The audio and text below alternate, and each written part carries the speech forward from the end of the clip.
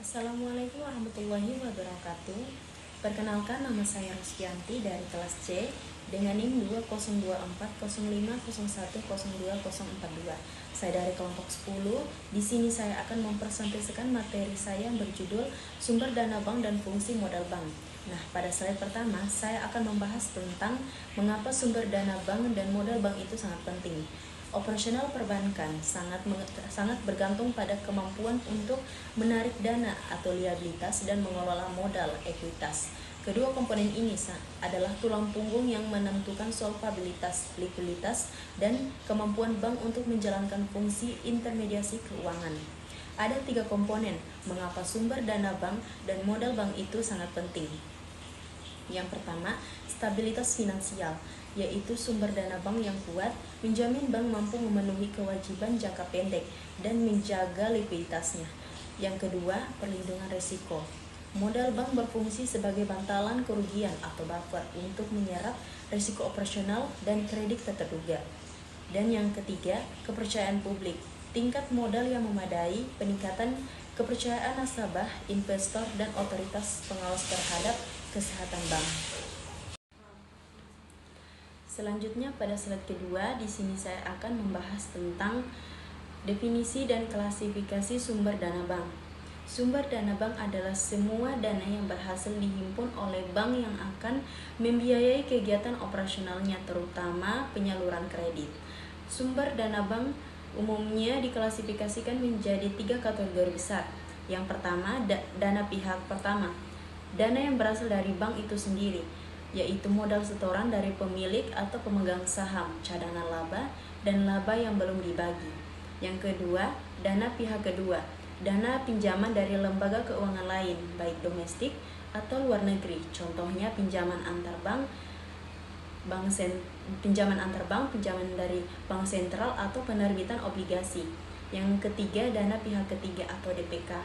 Dana yang paling dominan dihimpun dari masyarakat luas dalam bentuk simpanan atau giro tabungan dan deposito. DPK adalah sumber dana yang paling murah dan stabil. Tahukah kalian apa yang dimaksud dengan DPK atau dana pihak ketiga? DPK merupakan inti dari pendanaan bank, menyediakan likuiditas yang diperlukan untuk operasi harian dan penyaluran kredit. Setiap DPK memiliki karakteristik dan risiko biaya yang berbeda bagi setiap bank. Komponen-komponen simpanan dana dari DPK meliputi giro, tabungan, dan deposito.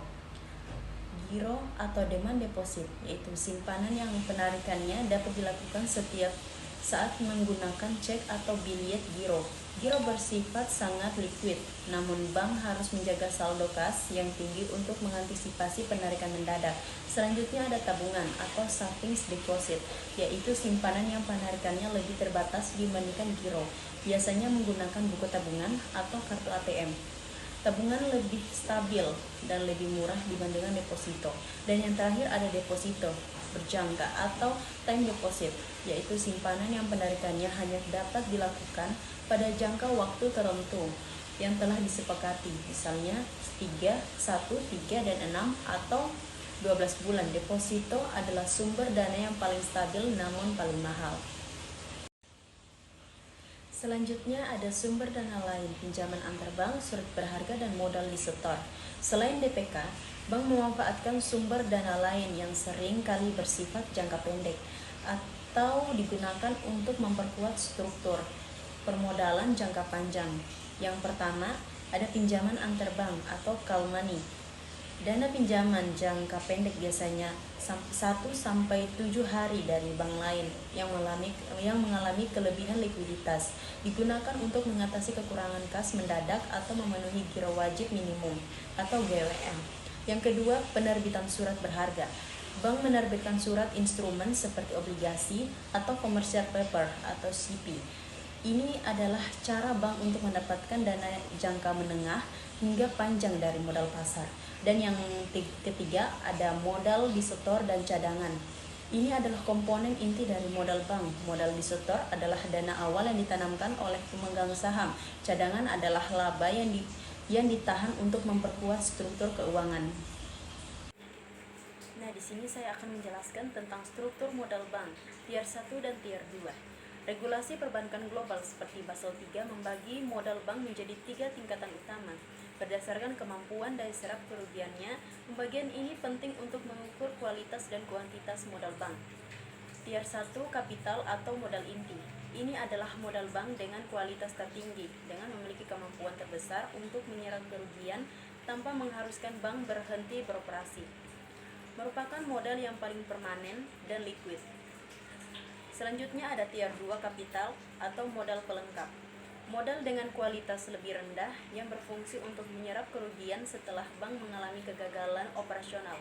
Tier 2 berfungsi sebagai pelengkap dan memiliki fitur yang kurang permanen. Rasio kecukupan modal atau CAR, pentingnya pengukuran capital equity ratio atau rasio kecukupan modal adalah trik kunci yang digunakan regulator untuk menilai kesehatan finansial bank. CAR mengukur perbandingan antara modal bank dengan aset tertimbang menurut risiko bank. Nah, di sini saya akan membahas tentang studi kasus implementasi sumber dana dan modal di perbankan Indonesia. Perbankan Indonesia sangat bergantung pada dana pihak ketiga atau DPK, terutama tabungan dan giro, yang mencerminkan kepercayaan publik yang tinggi. Stabilitas DPK ini didukung oleh program penjaminan simpanan oleh Lembaga Penjamin Simpanan atau LPS. Nah, kesimpulannya yaitu sumber dana dan modal adalah dua sisi mata uang yang menentukan kesuksesan dan stabilitas bank. Bank yang berhasil adalah bank yang mampu menyeimbangkan biaya dengan stabilitas DPK dengan kekuatan dan kualitas permodalan yang tinggi. Manajemen sumber daya yang cerdas adalah kunci untuk memastikan bank dapat terus berfungsi sebagai agen pembangunan ekonomi. Itulah tadi presentasi yang telah saya paparkan.